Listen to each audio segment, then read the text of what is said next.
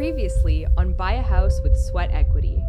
I can't believe this has happened. You know, this all started because of a chance conversation in our office here at Cottage Dream Vacations. Marvin and Renee Farron, and we're going to hear their story, and you're going to tell me if they'd be the right couple for us to work with. We want that house! Wasim and Shaheen Ali and their amazing daughters. How are you guys today? Hello. Good morning. Great. Thank you guys for being here. I have the couple that we're going to bless their lives and help them to find a home. Marvin and Renee Farron. Congratulations. Elated. How do you guys feel right now? Like, we're going to go get you guys a house for your family. We're going to look at 5 or 6 properties today. If we see something that works. I hope so. He's working with a professional real estate agent. This is a mouth. Think about when we first talked, and we've gone over your numbers a lot of times, right? So you've got significant income coming in. I don't know what else we're going to see today, but if we land this property, we're set. So we got time to go look at some more properties, but if this is one you think would work for you guys, we probably should try and get it today. Today? Oh yeah, for sure. They're scared. I'm not quite sure what's gonna happen. Hey, come back next week to find out if we're still doing this or not. Hey, welcome back, everybody. We're going to have to take a pause from this. I need to explain a couple things to you guys, and this is going to include a little bit of a revelation that I had about this program. As everybody knows, I'm doing this TV series with you guys right now and bringing my entire team into this to prove this to everybody in Canada that this is possible. And it's not even Canada. We have received significant outreach from people all over North America, even other countries, people asking if this can work. And my answer 100% of the time has been yes. But here's the revelation that I've had. Both the Farron family and the Ali family have decided not to proceed right now. And I've had some really amazing conversations with both of these families. And frankly speaking, they're amazing people. But what they've helped me to understand is the advice that I want to give to everybody who decides to follow this series and do it themselves. You've really got to be a bit of an entrepreneurial spirited person to make this happen. This is a risky process. There's no doubt about it. And I'll tell you what I mean by that. You're going to be going out and buying a house with other people's money with 100% financing. But when you're buying that house, you're actually buying it. It's going to be in your name. And those mortgages, when we're first going through the process, are going to be in your name. And those are high interest rate mortgages, because the way this formula works is you go out and you find an undervalued property, a dilapidated old house, and you buy the house with other people's money. So once you find it, there's some math that you have to do. And we're going to do this math still, because there is another couple waiting to jump in and they're super excited about this. But let me explain first. When you do the math, what you have to do is you have to assume that you can get a first mortgage from private lenders for 65%. There's going to be a fee associated with that, like the interest rate. Then you get a second mortgage to take it up to 100%. Then you figure out what all the renovations are going to cost and what everything is going to be together. And then what the payments are going to cost during the period that becomes the third mortgage. So you put all that onto the property. Then you do your renovations, increase the value. Then you go to a bank and you get a new first mortgage to take out all the other financing. And you live happily ever after. Now, I make that sound really simple, don't I, when I'm talking about it? Well, the Farron family helped me to realize that I got to be very, very careful when I talk about this, because I don't want to understate how serious this is and the degree of risk that's involved in it. Essentially, what happened with the Farrons. And first and foremost, let me tell you, I love these people and they are going to come back. They're just not doing it right now. They're going to come back, and we're going to have maybe a season 2 where we do this with the Farrens. But in the moment right now, when we found this amazing house that you saw in the last show, we sat down to do the numbers. I was going through the numbers with them, and they turned as white as a ghost. And I could tell they were scared. And I could see how that fear that was coming up was starting to cause some friction between them. So what I said to them was, let's just stop. And you guys now know enough about this that you can talk through it and you can decide when you're ready. And I told them that I have another couple that I know will want to do this, and we'll jump in with them. And friends, when you hear their story, they're incredibly worthy to have this house too. I said, but the Farrens will be able to see what's going on. And they're watching the show right now. And they'll be able to build confidence to do it themselves from seeing what we do with this couple that we're working with now. And so they were totally in agreement with that. And then I went to the Alley family as well, and the timing just doesn't work with them with all the other stuff going on in their lives. Anyway,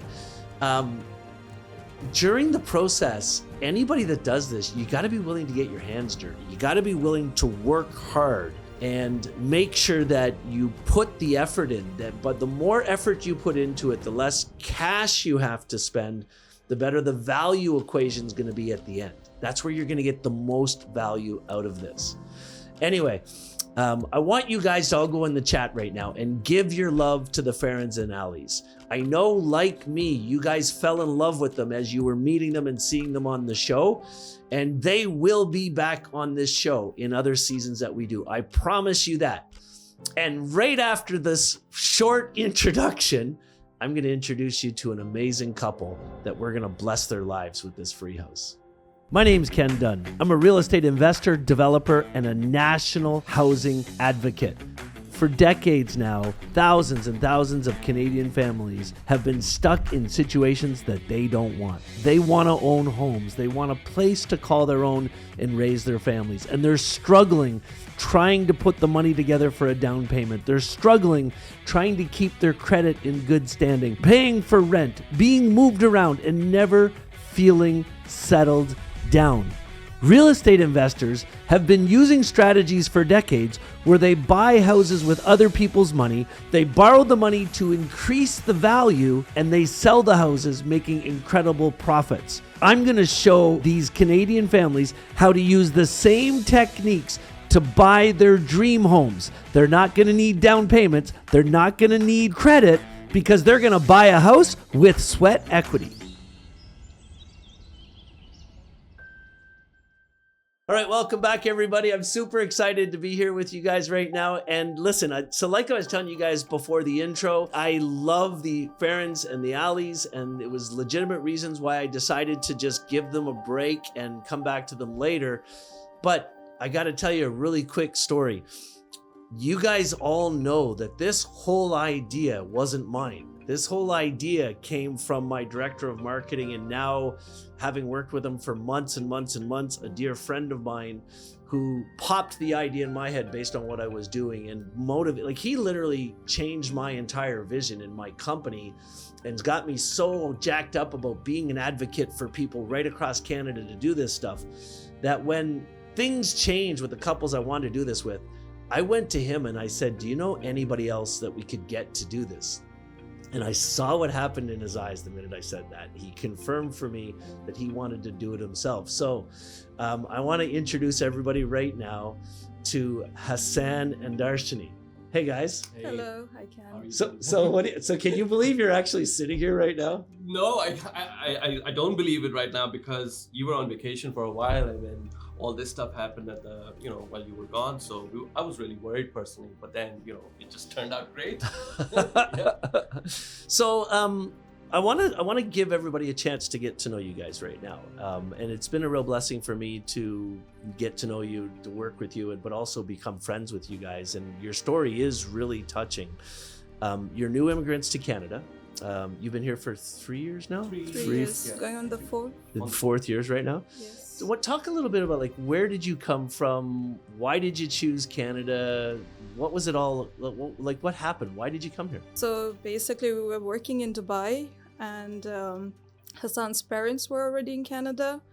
And Hassan was just like, oh, the two of us will be left in Dubai, so why don't we also join the parents, and we all will be together. And he decided to put in an application, an express entry in 2018. And within 6 to 9 months, we got our PR. So in 2019, we stepped in Canada in February, minus 20. I was just like from 40 degrees to minus 20, what it feel like. I got a call on the very second or third day. Oh my God. But got some good vibes coming to Canada. And I've always been working in the customer service industry. This is how we met, from the hotel school. Yep. And when we came to Canada, we were just like, what are we doing? Our industry is a little bit like with the pandemic and everything. From 2019, we went back to Dubai first, and then we came back in 2020, April. Mm-hmm. And from there, it was Hassan's idea to start a restaurant. I just supported him in there. And we were both working together for a couple of, I'll say, year and a half. Was good. I enjoyed myself. I wanted to meet up with more people. So I decided to move away from the restaurant for a while. Yep. And I joined a different company in here, and I started working. And it's been a year. I'm working at Temper City. Oh, cool. So like with coming to Canada, was there excitement? Like, I want to believe, I'm like one of the most nationalistic, prideful Canadians that exists. I want to believe that part of this may have been like the Canadian dream. Come here, nice, safe country, build a family. Like, was any of that stuff in your mind? Absolutely. So just to catch up on what you're saying, my parents moved to Canada, and the reason why they decided to move was my dad worked in Dubai for more than 35 years. And the thought of retiring and going back to Pakistan was just not an option. Dubai is not a city that offers people citizenship. So I felt like if I continue down the same path, living in Dubai, earning good money, I will still be without a place to call home. You can own property there, but you will never be a citizen. So in the grand scheme of things, Canada, or outside of Canada, has a lot of qualities that people look up to. Right. The educational system, the health standards. I mean, it's a wonderful country.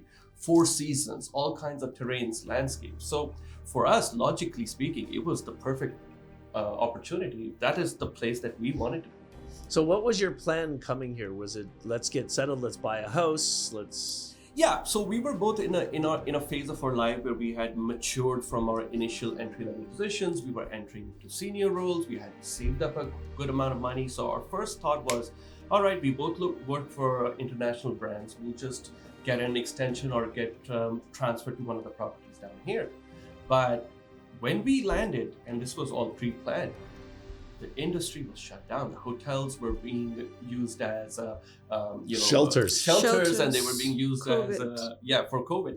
So we were in a predicament where if I didn't do something, we would have been without a job. Yeah. We would have been eating into our savings. So the only other thing that we could do was to open a restaurant. That didn't turn out too well, but it was a great learning experience for me. I learned the true pursuit of happiness in this country, because we come from a place where everything is very sheltered, super safe. You got people to do the work for you. So I learned a lot in those years. And then I got super lucky one more time, because as soon as we decided to sell that business, it was terrible. I started looking for jobs, and I will never ever forget that day. June 27th, I came for an interview at this place, and I had been looking at jobs all over the place. So when I interviewed with you, I was like, perfect. And I count that as the beginning of my Canadian dream. My job, doing exactly what I love doing, and with the amazing things that this company is doing. So when I've actually been to your house where you're living now, and you're renting a place in downtown, a house. When I heard what you're paying for rent, I like my jaw dropped that how crazy the rents are. But at any time since you've been here, had you thought about buying a house? Did you, instead of renting, because you're paying so much? That was the initial plan when we started the business. We were thinking the business will grow and eventually we could go to the bank, take a mortgage, etc. Yeah. Because I was saving, little bit of saving that we had. And since things didn't happen as what we planned, it was not possible because we was doing our business. We did input like most of our saving as well. Yeah, in there. yeah, sure. Yep. And nothing as planned. Yeah, exactly. But And house, as soon as we rentals. landed, we the first thing we looked at was to get a condo. Yes. We went to the bank. We were banking with a known bank, and we had moved all our life savings in that bank. It was a nice 6-figure bank account. Yep. We went to the bank saying, all right, you've got our money.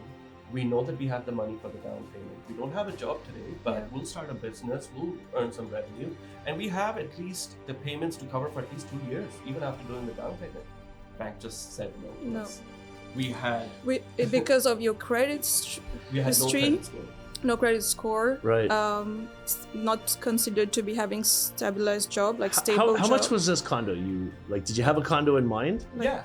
600? Yeah, it was a $600,000. 600,000. And so in banking in Canada, there's a term called loan to value, which means that when you put a deposit in, or like a down payment, the loan to value is what's left in a loan. So I'll give you an example. If you buy a place for 500,000 and you put 250,000 in, that means your mortgage will be 50% loan to value. So it's a $250,000 mortgage on a $500,000 value. Mm-hmm. With the money you had, so I don't want to disclose how much money you had. I know it was significant. What loan to value would you likely have been asking for in a mortgage? So Well- how much of a deposit against the value would you have been asking for? So we came ready with the 20% down payment. Is that right? Yeah, we came ready to pay the 20%, and we had enough money still left over to pay at least for a year and a half in mortgage payments. So the whole payments every month, that the terms would be. And did they entertain that at all? Or did they just say not? Absolutely not. And the reason for not entertaining that was because you didn't have a credit score. Yeah. And you didn't have good jobs. Exactly. They- I mean, like, because the business is like, they want to say like stable income, and it fluctuates, right? Doing your business going good, not Yeah, good sure. one day. So that was the two factors: not having a good credit score and not having like income. The like lady at the bank was very nice with us, and she told us, like, after the meeting was over, like, look, it's very simple. We don't know you. We don't know who you are. You newcomer here. Money's good, but the bank is not ready to take that kind of risk, and nobody will take that kind of risk. Yeah, the unfortunate thing about that, and you know this now being around me so much, is what they don't tell you is, well, we can't do it, but you should try going to Home Trust, a B lender, because they can probably do it, or a C lender like New Haven Mortgages, any of these companies that I know, Ken. could have done those things. Oh right? my God! Like, there is not a day that goes by, like, especially since I joined this place. I'm like, there were so many other options.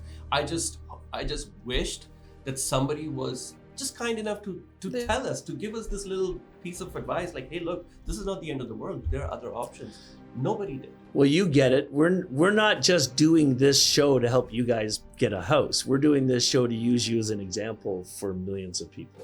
Absolutely, and that is part of the reason why I agree to do this, despite you mentioning their risk. Because if somebody has to become an example, and I want to support your vision, because I believe that there are hundreds and thousands of us coming every year to this country who have no idea that this is possible. Yeah. So we're gonna go look at a house right now that I know you've already seen. You've already seen some pictures and I've stuff, seen some right? pictures. Yeah, I did. So based on the pictures, are you excited about this place? I'm very much excited with what Hassan showed me. Not the house, but on the back. The backyard? Yes. It's a gorgeous place. Yes, It really but is. I know for a fact that the house would be something that you will have to input and your vision in there. Yeah, totally. So yeah, what has amazed me about the place is like the backyard. Yeah, the backyard is Yeah, beautiful. it's beautiful. And we have a husky, so we've been doing a disservice to our husky by keeping her on a short leash. We'll make Backyard's sure fine. that the husky can run around in there all the time if she Yes. wants. Yep. Absolutely. All right, Yeah. good. Well, let's get going then. Let's go. Friends, we're going to go take a look at the house right now. I'm going to jump back on and chat with you a bit in the car on the way over there. And let's see what this does for this amazing couple. Introducing the ultimate in hydrotherapy and premium relaxation. Experience the epitome of artisanship with Canadian hot tubs. Meticulously handcrafted for over 4 decades, Canadian hot tubs are synonymous with comfort, depth, and unwavering durability. You can choose from our range of 4-foot cedar tubs or indulge in the therapeutic embrace of our 5-foot hydrotherapy models. Available in Canada and across the world, Canadian hot tubs bring a touch of luxury to homes worldwide. Craftsmanship that speaks for itself. Visit canhottub.com now. All right, back in the car again. I mean, every time I turn around, we're in this car now, eh?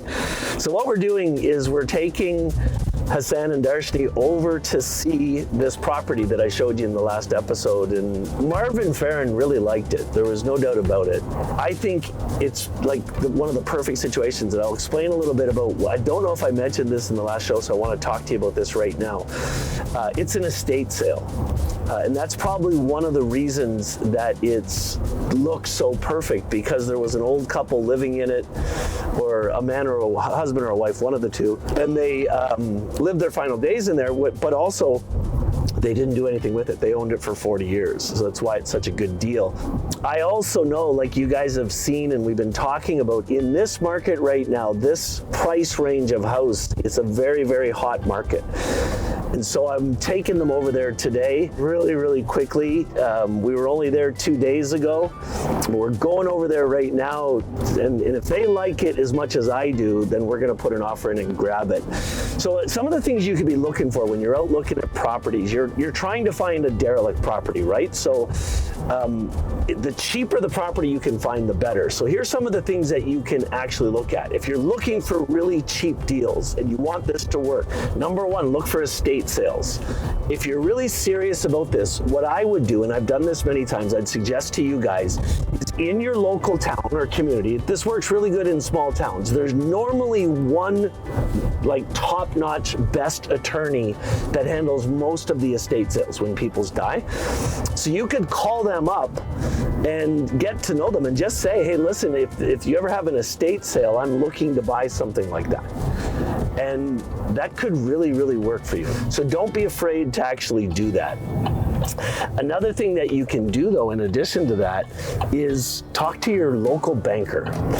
Credit unions are the best for this, but you could go into a credit union and you could ask them if they ever have a foreclosure, how do you get knowledge of that? Because in bank foreclosures, let's say somebody stops paying their mortgage and they can't make those mortgage payments anymore, all the banks want is their mortgage paid. They don't really care about the value.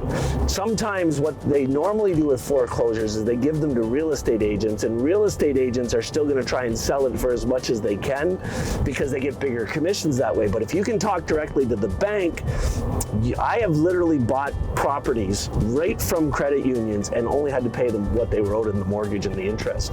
One case in example, down in Napanee, there was a property down there that I wanted to buy to renovate and flip, and I found out that it was going into foreclosure, and I knew the bank, so I called them up, and it was $325,000 is what the property was worth.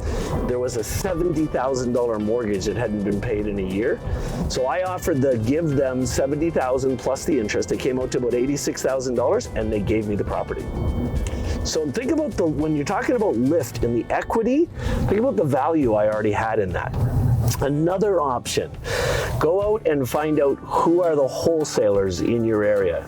Now, in case you don't know what that is, there are people that make a living going and contacting homeowners that look like their houses aren't in great shape, and they'll make deals with them where they'll buy it from them. They say they're going to buy it from them in the present condition, the derelict condition, but what they're actually doing is they get it on paper and they put an assignment clause in the paper, but then they sell the paper to other people, which means are selling properties off market at cheaper prices. You can get a hold of those. If you go and find out who the wholesalers are and tell them that you're looking for a house, they'll ask you what you're looking for. They'll actually start going and looking for it, because wholesalers try to do deals really quickly. And if they know they got a buyer for a certain property, they'll start running their ads and their campaigns to fit what you're looking for. And I've gotten a lot of really cheap properties through wholesalers. So we're just showing up here now. We're going to be out of the car in a minute, but use those tips to find cheaper properties and you'll have great success doing this. All right, guys, let's go take a look at this place. Okay, let's go. That's amazing. So what's your first thought? Yep. This Like, how are you feeling right now? It's nice.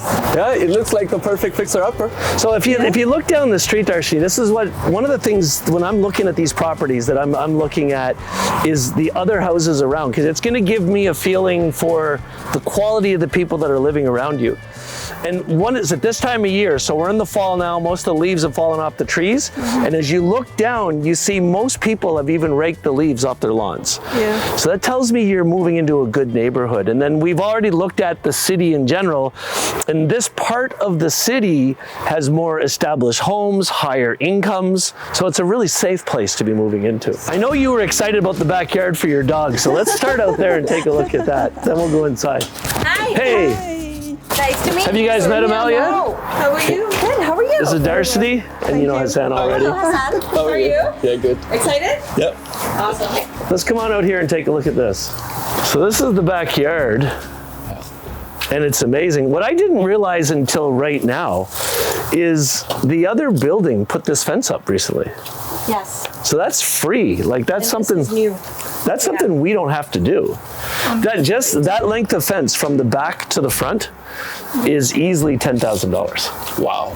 That it's basically a free gift. That wasn't here the last time we were here. The best part is your property comes all the way back So to here. eventually you will need to do this. Yeah. Yep. So this is all us. This is an amazing lot.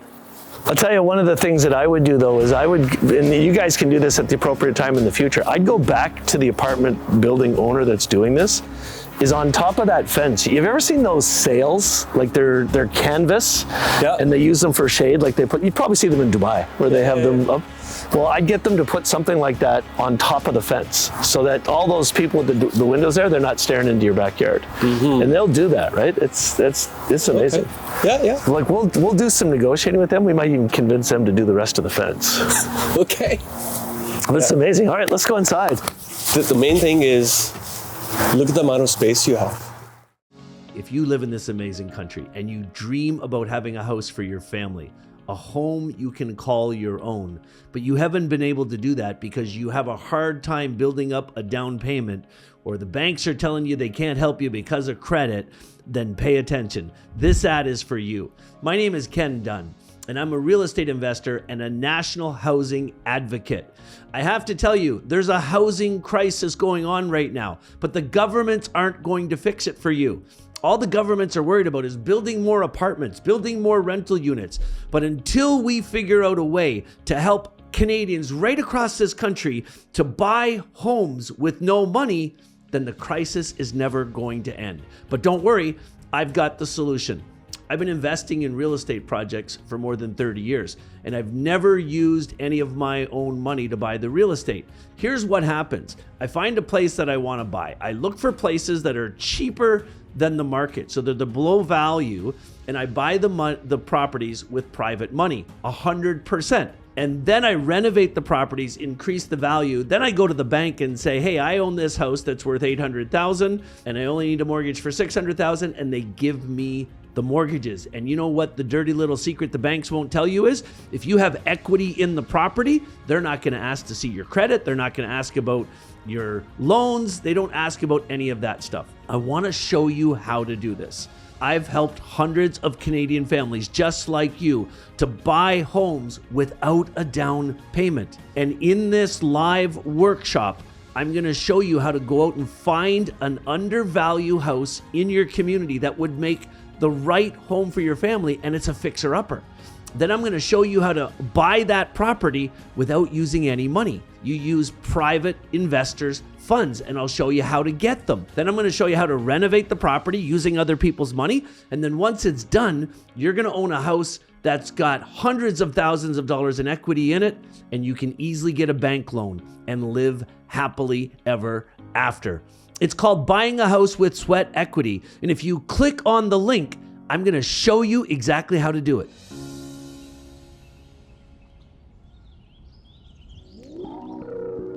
Let's go take a look. All right. So again, you got to keep in your mind, nothing that's here now matters. We're ripping everything out, except for these beautiful floors. It smells old in here. So this is like what was very common in old houses in Canada at that time was combination rooms. So this is actually a living room and a dining room is the way this is set up. Okay. If we come back here, this is the only downside to this house. This is the entire kitchen. And we're gonna rip all this out, but I have never seen an old fridge like this. Is that a fridge? No, this is stove. This is stove, sorry. Stove. This is actually a good fridge though, eh? So there's the upstairs bathroom. Needs to be redone. This would be one of the bedrooms. They're gonna leave with this. I guess they're leaving the furniture, are they? This is also very common in these old houses to have little cabinet storage instead of like a big door, but you could either leave it like that. This would be just whatever you wanted. If you wanted to leave it as storage like that, or we could take all this out, just put a door on it. Another bedroom. These floors, so whenever I do this, I always wanna put hardwood floors at these places because that's where your best value is. To do the floors upstairs here would cost $10,000. Getting these floors refinished is gonna cost about $2,000. Perfect. So because these floors are beautiful and in good shape, they need to be refinished to make it look new again, but it's gonna save you $8,000 because of that. Now, is it possible to fix the squeakiness? Yeah, that's what they'll do. They'll come in and they'll just re-screw it and fix it. Sometimes you can't, but that's part of the beauty of these old places too. Yeah, okay. That's something you can't do. The other thing I was looking at is some of the windows have been replaced and some haven't, but we're probably gonna have to replace all the windows as we go through here. You can see what we're looking for is plastic. So if we see these old windows, these are not that old, but these multi-slide metal framed windows are old. Now what's really neat in Toronto and Ontario right now is the provincial government is offering thousands and thousands of dollars in incentives to increase the quality of the heating and air conditioning and the cooling. So if you replace all your windows, the windows will probably cost us $10,000 to $15,000, but we'll get an incentive back in the government for about $3,000 or $4,000 just for doing that. All right, now most of the work we're actually gonna end up doing is downstairs.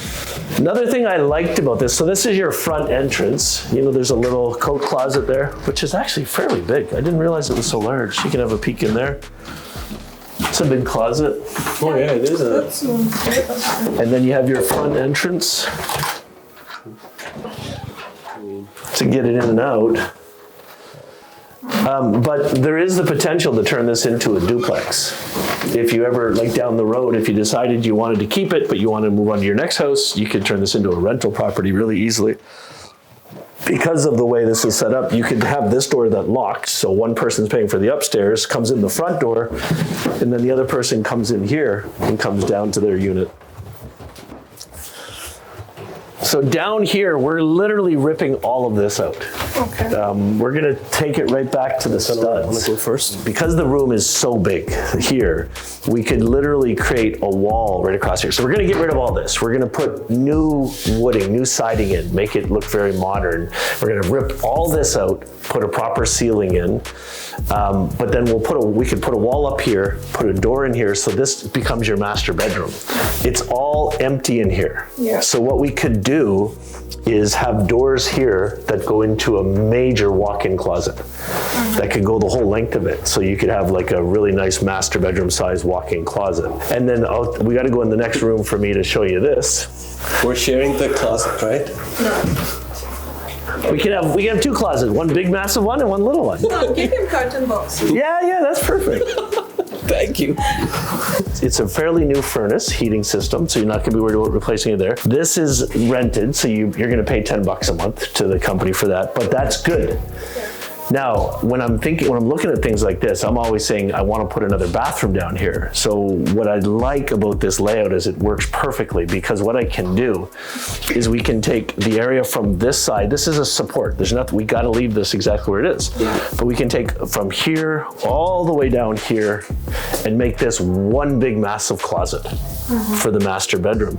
And then on the other side of the wall, we can have another entrance here, and we can literally put a full bathroom right here.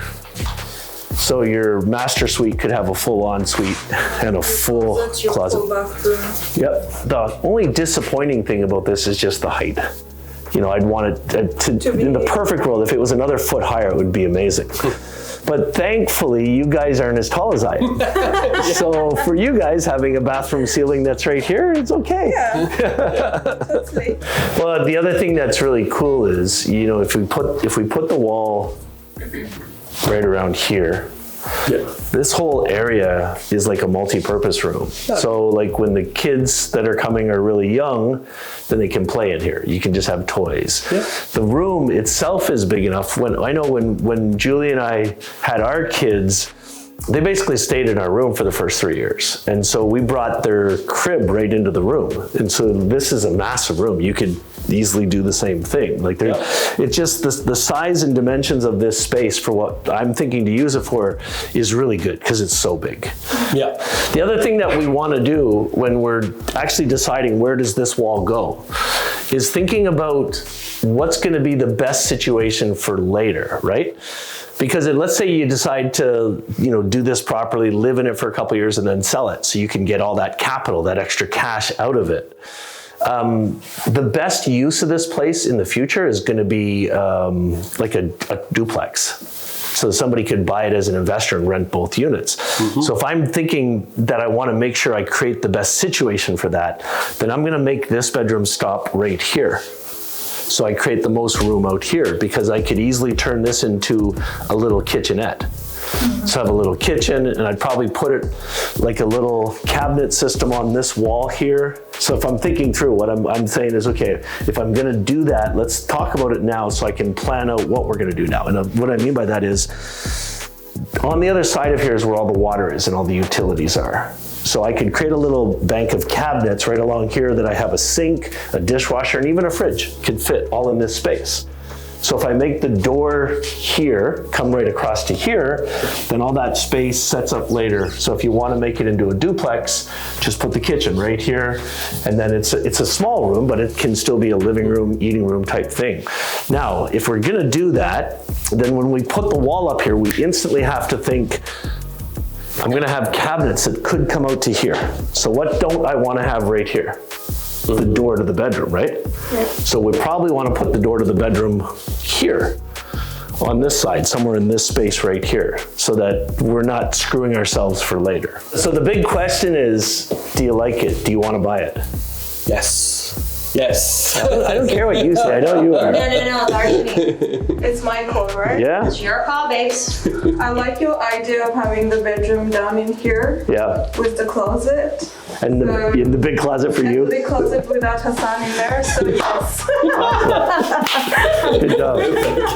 All right, so what we're gonna do is we're gonna head back to the office, and we've got to put together an offer really, really quickly, because this place is literally, like I was saying on the way over here, it's an estate sale, and it's only been listed for a couple days, and we just saw it a couple days ago with the other family, and you don't know, these places are gonna have lots of offers and lots of stuff. So we want to go back, get an offer created with them all, see if we win this. We're probably going to have to go in at really close to what they're asking because of the market.